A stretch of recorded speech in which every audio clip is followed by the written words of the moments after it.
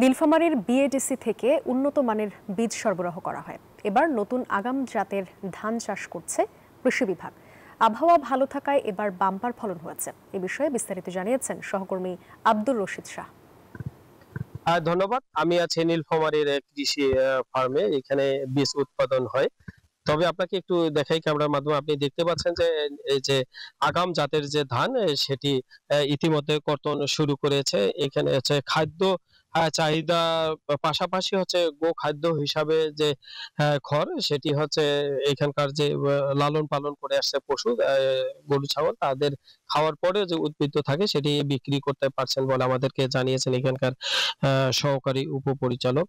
তিনি আমাদেরকে জানিয়েছেন। তাছাড়া তিনি জানিয়েছেন যে হচ্ছে এবার ভালো আবহাওয়া থাকার কারণেই হচ্ছে ধান ভালো হয়েছে বলে আমাদেরকে জানিয়েছেন। আমার সামনে আছেন আ সহকারী পরিচালক। আমরা একটু তার সাথে কথা বলবো। আসলে আপনারা কোন জাতের ধান আবাদ করেছেন এবং এটি কিরকম হয়েছে এবং এরপরে কি করবেন এই সম্পর্কে?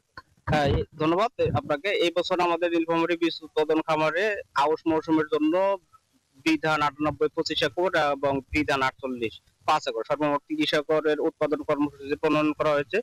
ইতিমধ্যে আমাদের ৩০ একরের মধ্যে প্রায় 80% ধান কর্তন চলছে। আমরা আউশ ধান কর্তন করার পরপরই এই জমিগুলো আমরা আলুর জন্য প্রস্তুত দিব। আপনারা হয়তো জানেন যে নীলফামারী শীত প্রধান একটা এলাকা।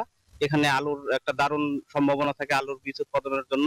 আমরা এই আউশ কর্তনের পরপরই এই জমিগুলো আমাদের আলু চাষের জন্য প্রস্তুত করা হবে।